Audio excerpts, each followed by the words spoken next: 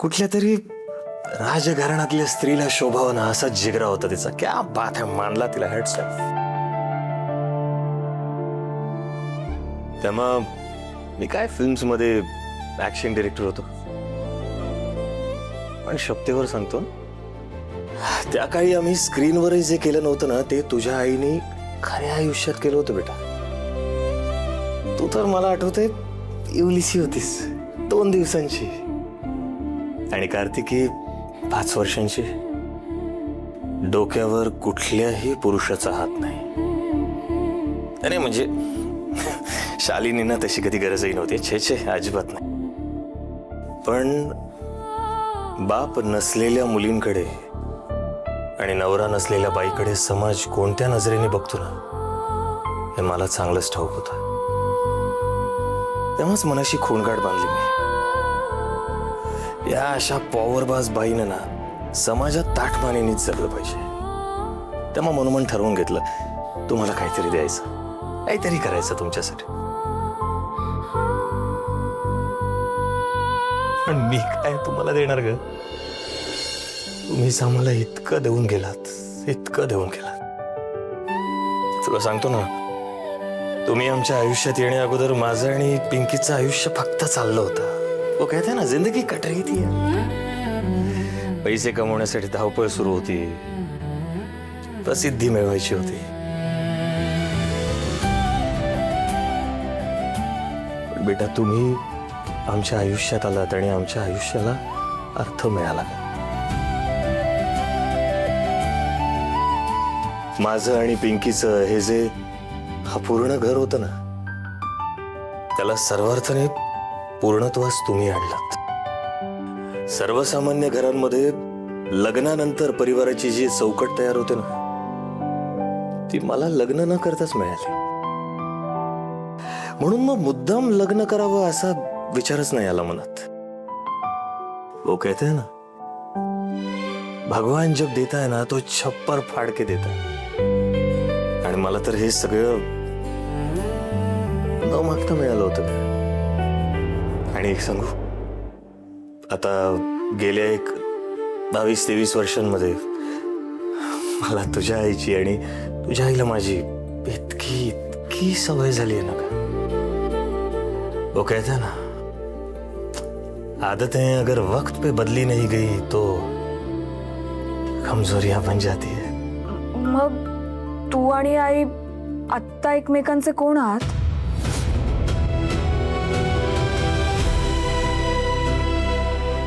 माहित नाही.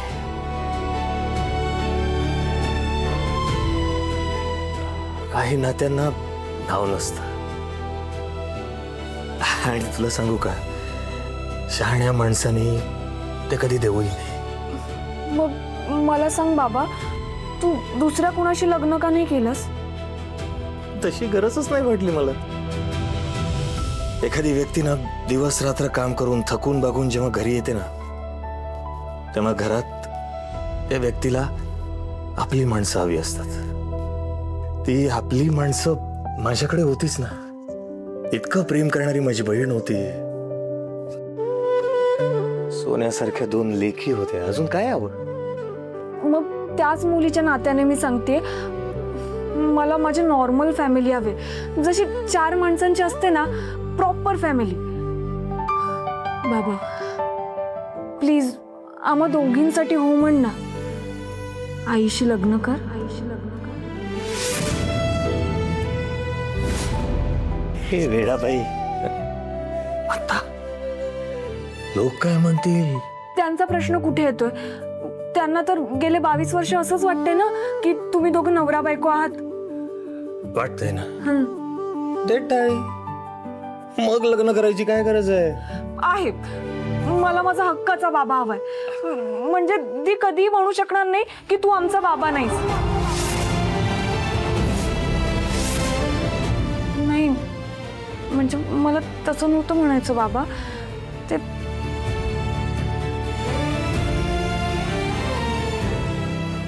सॉरी. मला कळतंय. बाबा नीट विचार कर. अजिबात घाई करू नकोस, शांतपणे विचार कर. फक्त एक लक्षात ठेव, तू आमचा आहेस आणि आम्ही नाही जगू शकणार तुझ्याशिवाय.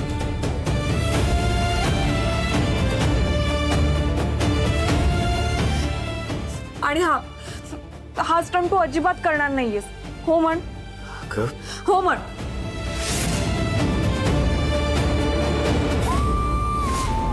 म्हण हो.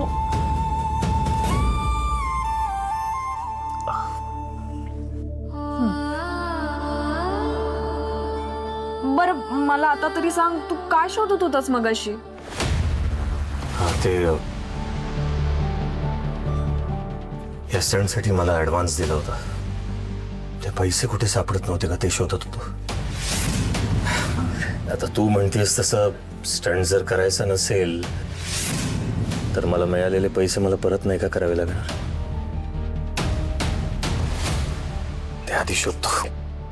मी देवघरात बघते.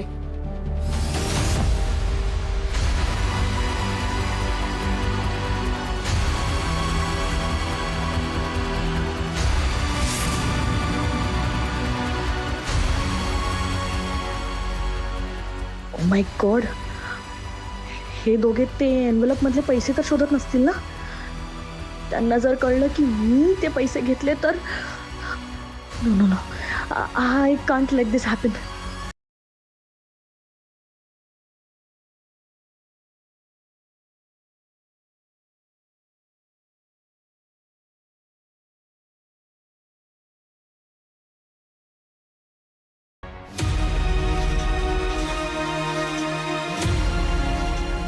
Thank God.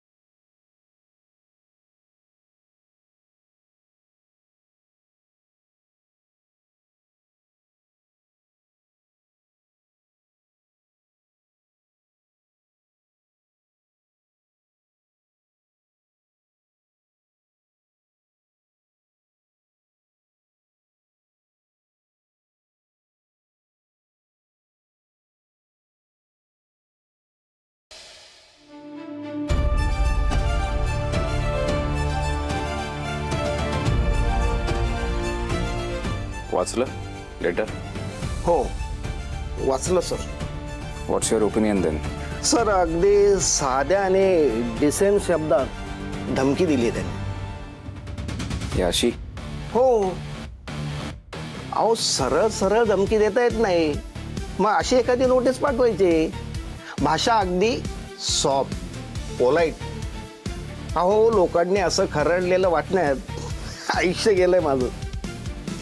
एखादा माणूस लिहिताना एक लिहितो आणि त्याच्या आड त्याला दुसरंच सांगायचं असतं. ते कळतं मला. आम्ही याला बिटवीन द लाईन्स म्हणतो. हे बिटवीन द लाईन्स आमच्याकडेही असतं. काय वकील साहेब, तुमचं कौतुक जरा कमी सांगा आणि जे घडलंय त्यावर काय करायचं ते पटकन सांगा. सर, तुम्ही त्या मुलीसोबत ॲड करा आणि नसेल करायची तर मग कॉन्ट्रॅक्ट मोडल्याबद्दल 86 कोटी भरा. काम करणारच आहे, पण मी फक्त मुलगी बदला. अहो, तोच तर क्लॉज आहे ना सर. तिला बदलू शकत नाही. उगाच मॅटर कॉम्प्लिकेटेड होईल आणि त्याचा तुमच्या इमेजवर परिणाम होईल. वकील साहेब, मी सुद्धा माझ्या इमेजचाच विचार करतोय. शब्द दिला मी स्वतःला, या मुलीचं तोंडही बघणार नाही. मला तर माहिती आहे, अर्केचा शब्द हा शब्द नाही, कायदा आहे. पण मग आता या नोटीसला उत्तर काय देऊ? तेच जे मी तुम्हाला सांगितलं, मुलगी बदला, काम करतो.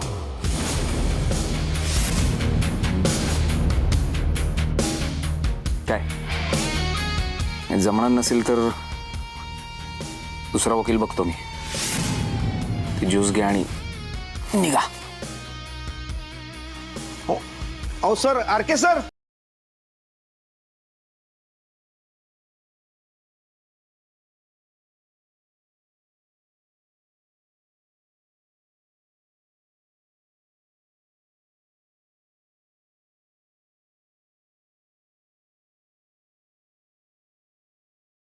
कोणी आहे का इथे?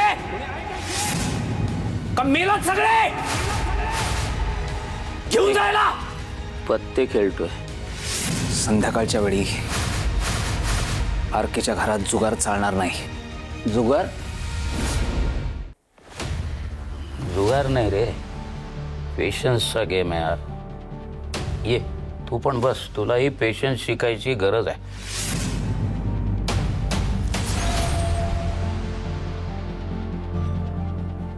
तोच ठेवलाय आजपर्यंत, म्हणून पोचतोय. नाही तर केव्हाच उचलून फेकून दिला असता.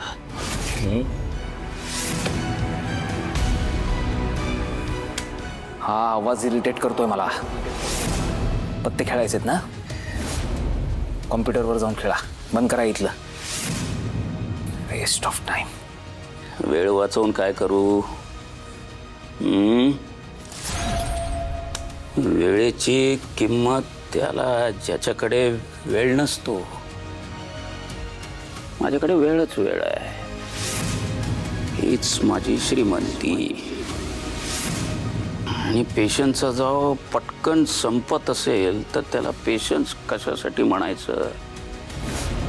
तुझ्या त्या डबड्याची 2 बटणं दाबून तुझ्या चुका सुधारू शकतोस. खरे पत्ते समोर आले तर मग काय, चुकीला माफी नाही. आणि आयुष्याचं सुद्धा तसंच असतं नाही?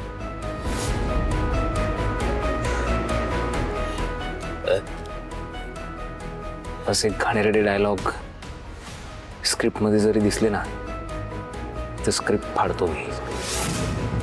शहाणपणा शिकवलेलं चालत नाही आरकेला. राघव, मी सुद्धा असाच चुकलो.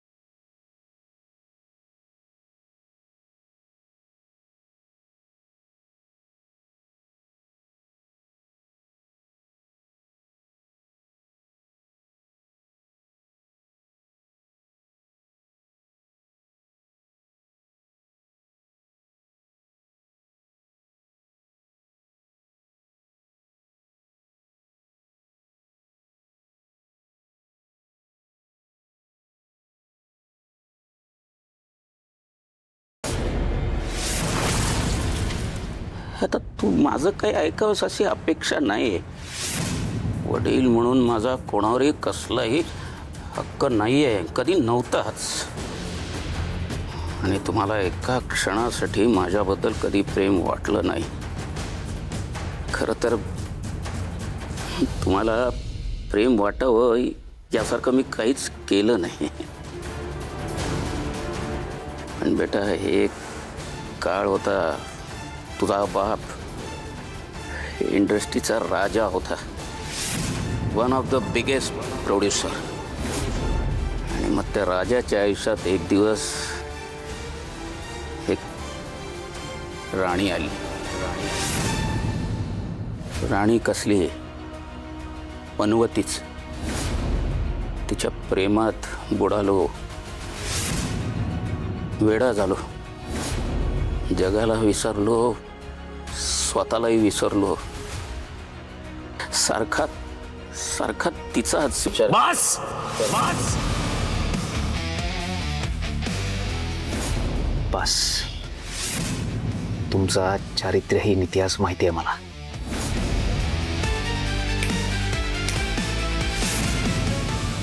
तुमच्याशी बोलतोय. तुमच्यात आणि माझ्यात फरक आहे हा. खूप फरक आहे.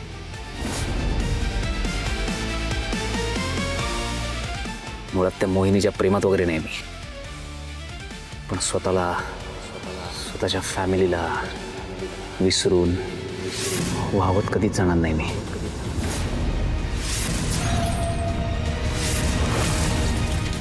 अरे पण तिचाच विचार करतोयस ना. शत्रू असो वा मित्र, तुम्ही जर त्याचाच विचार करत असाल तर फरक पडतो. आणि माझ्या बाबतीतही मी मला कशाला सांगताय हा?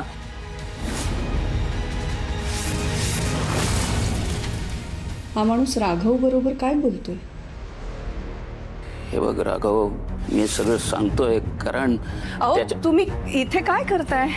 तुमची औषधं घ्यायची वेळ निघून गेली. चला बरं, चला चला, औषधं घ्यायची आहेत आपल्याला.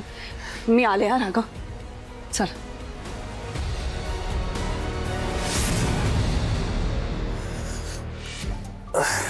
चप्पा चप्पा छान मारा.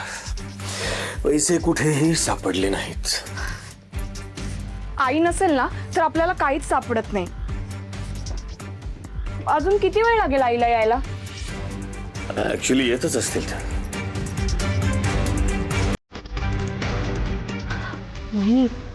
मी आपल्या खोलीत शोधला का, पण मला फक्त 14 रुपये सापडले. ठीक आहे.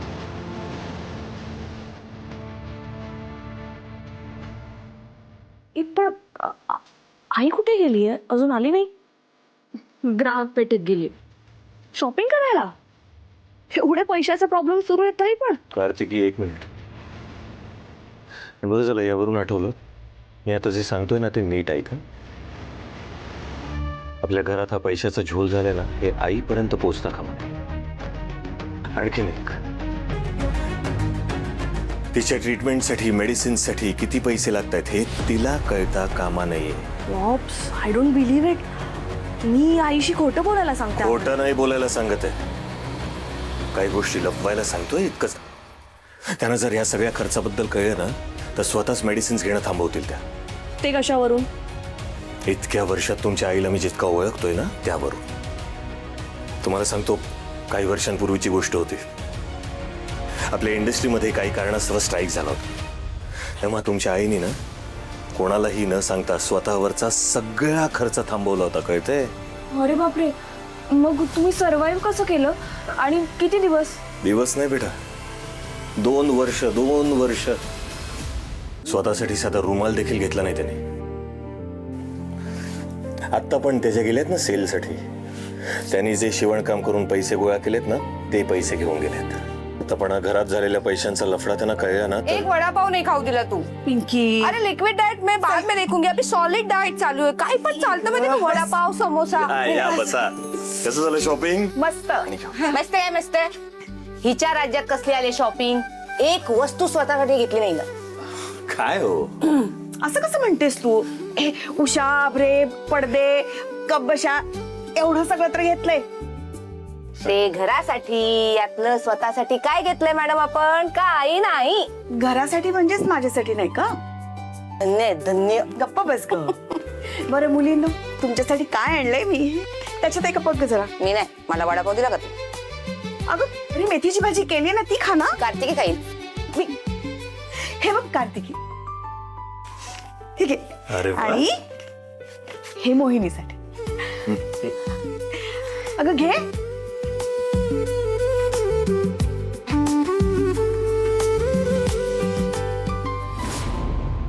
आवडला नाही का?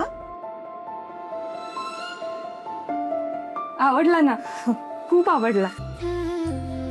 अगं मग नुसतं काय सांगतेस? जा पटकन घालून दाखव मला. जा जा.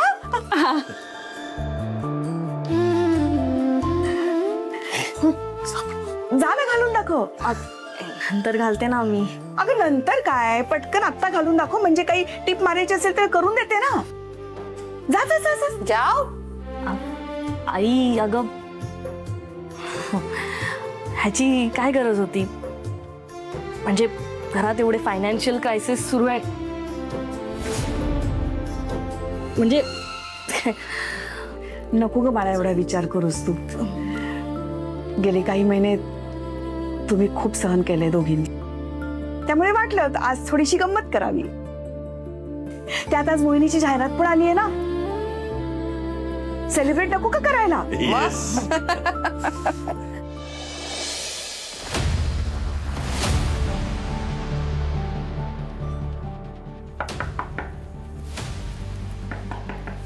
येस. राघव मी आहे. येऊ का?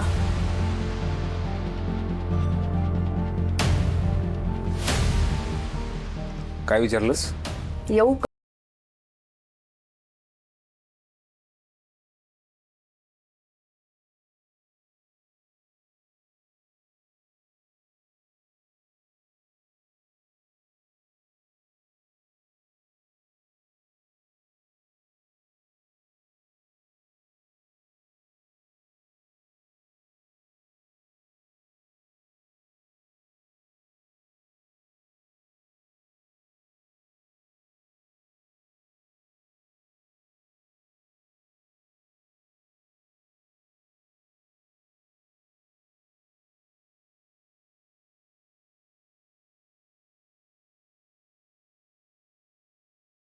बाबांचा विषय काढलेला तुला आवडत नाही, पण आज तुम्हाला दोघांना एकत्र बसून गप्पा मारताना बघून किती आनंद झाला मला माहिती आहे. गप्पा नव्हतो मारत, तेच बोलत होते.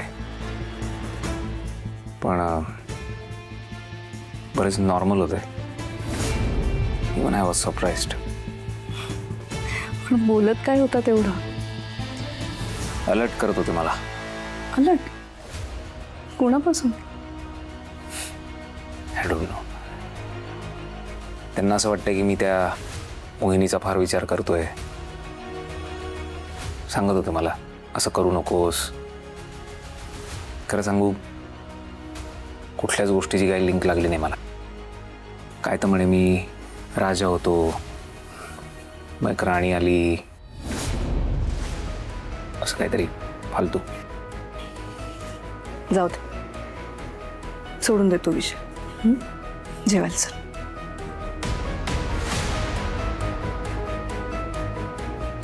आई, हे राजा राणी प्रकरण नेमकं काय आहे?